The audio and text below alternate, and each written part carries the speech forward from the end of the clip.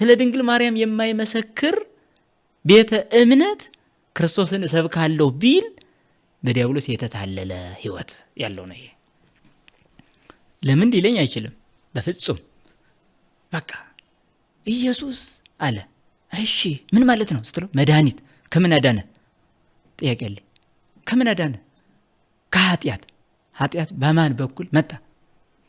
በቃ አለቀ። ይንገረኛው በማን በኩል ነው ኃጢአት ወደዚህ ዓለም የገባው? እሺ በሔዋን አይደል? እሺ በአዳም አይደል? ስለዚህ በሴትና በወንድ በኩል ነው አይደል? ስለዚህ እንደገና ከኃጢአት የምንድንበት መስመር በሴትና በወንድ በኩል ነው የተፈጸመው። በሔዋን አንጻር እመቤታችን፣ በአዳም አንጻር ክርስቶስን እናገኛለን። ለጥፋቱ ሔዋን ምክንያት ማለት ለድናቱ ደግሞ እመቤታችን ሆናለች። ሔዋን የዲያብሎስን ምክር ሰምታ አጥፍታለች። እመቤታችን ደግሞ የቅዱስ ገብርኤልን ብስራት ሰምታ መድኃኒት የሆነውን ኢየሱስ ክርስቶስን ጸንሳለች።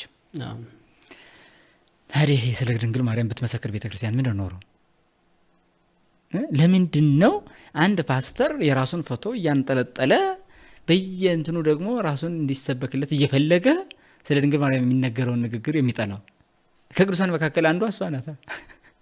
ስለዚህ ነው ስለ ድንግል ማርያም የማይነገር፣ ስለ ቅዱሳን የማይነገር ግን ስለ ኢየሱስ ይሰበካል ማለት ራሱ ምን ማለት ነው? እንዴት አድርገን የምትሰብክልኝ? ኢየሱስ ማለት ራሱ እንዴት መጣ ስትለው ጥያቄው ድንግል ማርያም ናት የምትመጣው ቀዳሚ። በቃ ይሄንን ነው አስተሳስራ የምታስተምር ቤተክርስቲያን። ማን ምን ክብር መሰጠት እንዳለበት አውቃ ነው የምታስተምር ቤተክርስቲያን። ይሄን ለይቶ ማወቅ ያስፈልጋል። እመቤታችንን ፈጣሪ ዓለማት ብለን አልጠራን። በቃ አምላክ ናት አላልነ፣ ወላዲተ አምላክ እንላለን።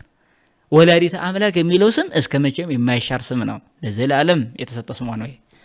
ድንግል በክልኤ ለዘላለም የተሰጠ ስሟ ነው ይሄ። ይሄን መሻር አይቻልም።